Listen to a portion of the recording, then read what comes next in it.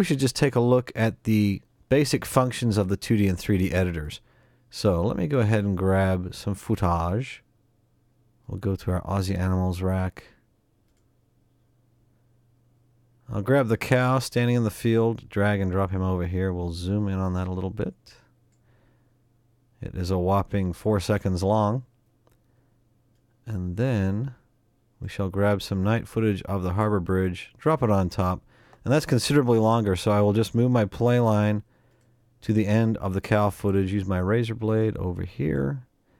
You know what, my razor blade is not very conveniently located here, so I'll right click on the gray area, go to Customize, click, drag, and move my razor blade here more towards the middle, close the Customize window down, and now my razor blade is more over my timeline where I do most of my work. So razor blade, it's not happening. Razor blade, razor blade, razor blade. You know why it's not working? Because I don't have this track active. So now if I activate that track and hit the razor blade, hey, look at that. I click on the rest of the video, I'll hit delete on my keyboard, and it's gone. Alright, so there's my harbor bridge footage.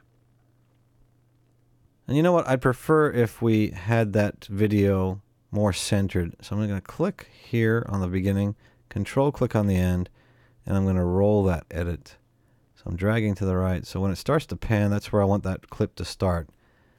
Do you see what happened here? I basically took the original length of that video and slid it down to the left to fill this part of the clip that we're seeing. So again, that's a quick little tip there. Now I'm just going to jump up here to the real-time 2D editor, click on that. It applies the purple line to that clip, indicating that there's a 2D editor being applied. The background rendering is going on. Let's do this. Let's stop rendering. And now I use my one-click away tools up here in the upper right corner to size that video and move it. And what am I doing here? Because my play line is parked in the middle of that clip, and up here on my SFX editor timeline, you can see it created a keyframe based on what I did to that clip, based on where the play line was parked. So let me do this. Let me copy that keyframe, delete it, go to my first keyframe, paste it. So now I'm working on the first keyframe, and I just copied the parameters of what I had created. Let's move this off the screen so it will come flying on. But you know what? I want it to transition through, say, the bottom of the screen here. We'll size it down. So it's going to come on, and about halfway through the effect, it's going to hit this keyframe, and then it goes full screen. So let's play that and see how it looks. Woo! Alright, so that's a pretty basic picture-in-picture move there. Again, 3 keyframes, a beginning, a midpoint, and an ending point. It's passing through that middle point and going full screen, starting from a larger size, shrinking down a little bit, and then coming full screen. But let's go to the middle keyframe using our Go to Next Keyframe button. There it is on the middle keyframe. And what I want to do is go up to the keyframe interpolation and take a look at that. Now, why aren't we seeing anything? Well, if we go back over to the 2D editor GPU, notice transparency is highlighted over here on my parameters. Perhaps what we want to take a look at is the size parameter. So if I click here, it opens up the size parameter. There's my horizontal and vertical size. If I go to keyframe interpolation, let's examine what we're looking at here. So notice along the bottom here is a time scale from 0 to 4 seconds. And correct me if I'm wrong, but I believe this clip is 4 seconds. The second line down there, 0.00004 seconds. All right, so we are seeing the entire length of our clip here in this window. So it doesn't allow me to move anything. Over here on the left side, my mouse turns into an up and down arrow. I can move this up and down. What if I right click? Aha, reset parameter scale. And it just centers it back in its place. So let's move that one more time. Right click, reset scales. It resets it to the original position. Alright, so there is a little bit about moving around these time scales, but what's this line here? What are the dots? Well, 0, 0. So this keyframe is represented here on the keyframe interpolation by this dot. We are parked on this dot which is this keyframe. So what we're seeing here are the keyframes represented in the keyframe interpolation Bezier curves. If I were to click on this middle keyframe, ooh, look at that. Now, all of a sudden, I have these lines, or these handles, and these handles allow me to adjust the curvature of these lines as they go through the keyframes.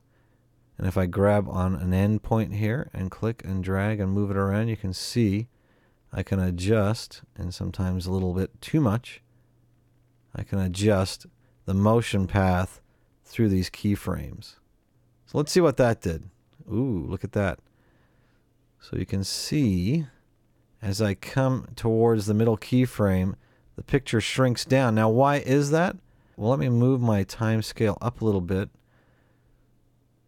So what are we looking at here? Over on the left side, we're looking at the size value. So we start off here at the first keyframe at 0 time value, 41% of the original size of the image.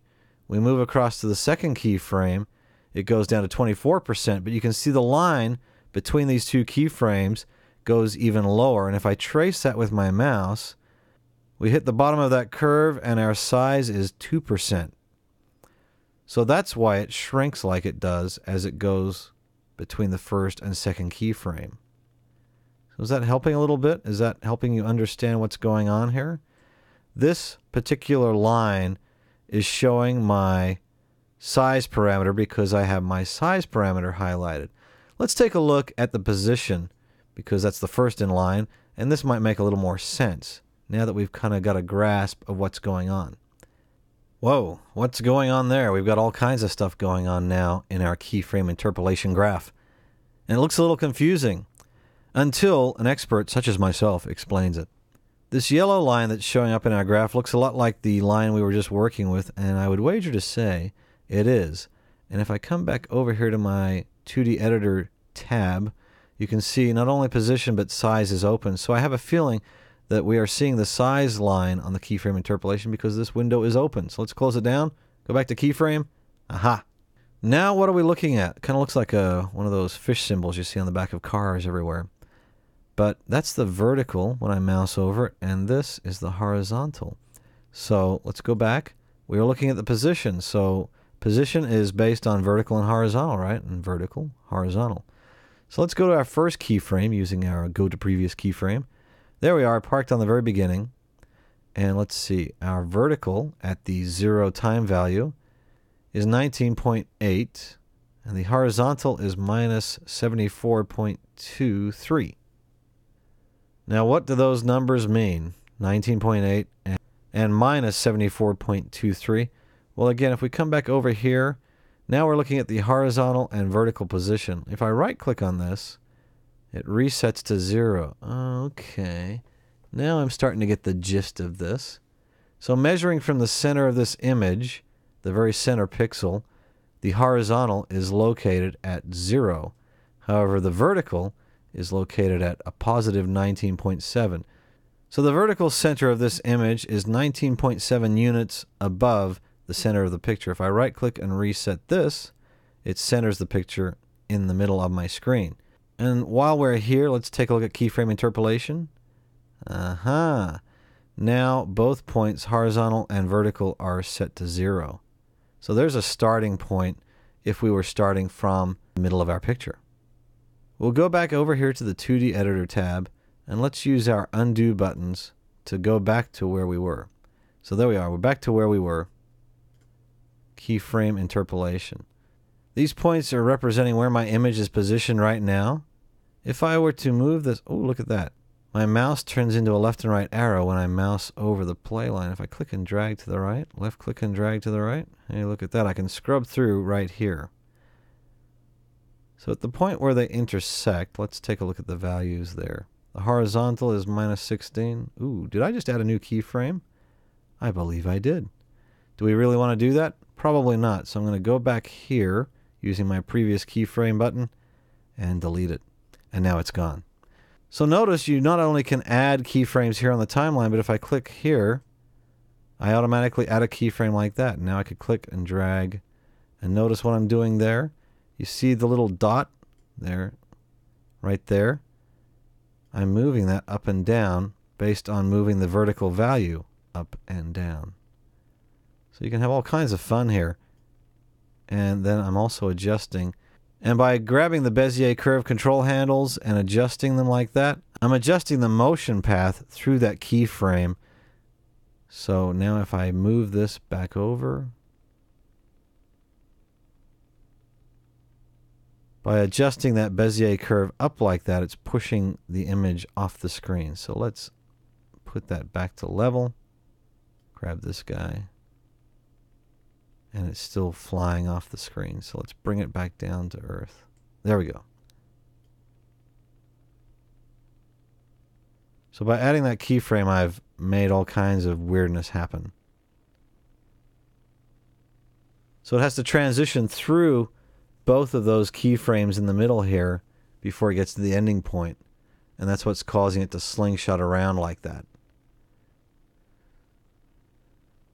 Perhaps the best way to learn how to use these editors is just to play with them once you get a general grasp, hopefully from this training DVD. Alright, so let's go to this keyframe right here and we'll delete it. And now let's take a look at that. Back to the way we were. Alright, so you can see the size is being manipulated not by this interpolation graph, but if we were to go back to the size graph by turning on the size parameter, there's the size graph right there.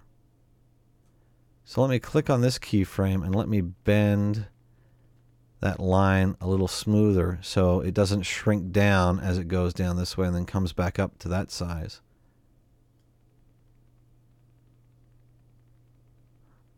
And see, it remains a fairly constant size. It does go a little smaller because we're going from a larger size on this keyframe to a little bit smaller on this keyframe.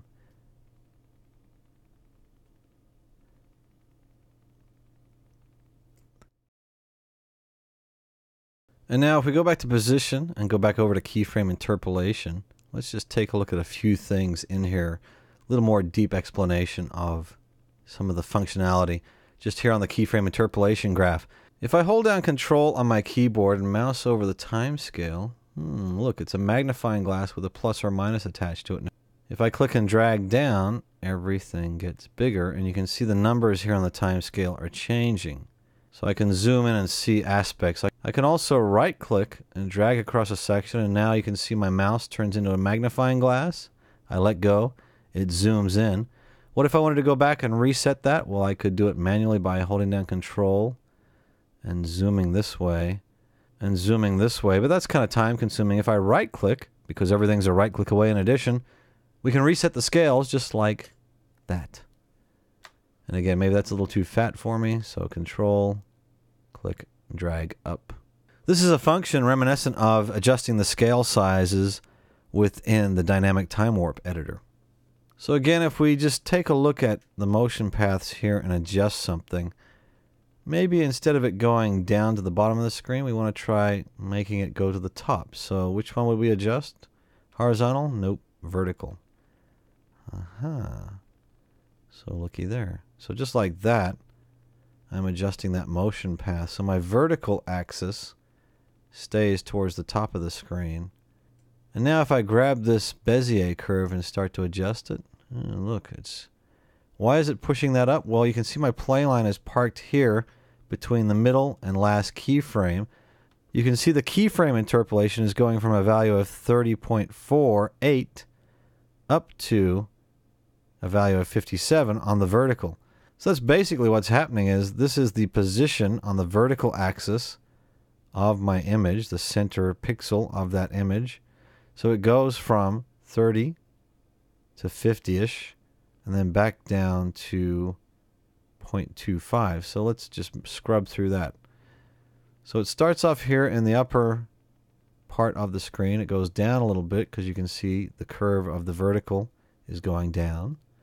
It approaches the middle keyframe, starting to go up, and it goes up faster because of that curve gets faster. And then if I continue, it goes even higher because the vertical value is higher than this keyframe. And now it starts to come down, and at the last keyframe it goes full screen. Now let's go back over here and let's adjust this Bezier curve handle and shorten it. Now what on earth happened just there? You can see it goes straight into that keyframe just about, and then boing, it's gone. Because I've shortened the curve going into that keyframe, it just bounces straight out. So again, if I pull that down, you can see it smooths out. If I reverse this, now the vertical aspect of the picture will go down once it passes through the middle keyframe. It's going down on the vertical axis, down to -43. And then it starts to come back up to 0 on the last keyframe.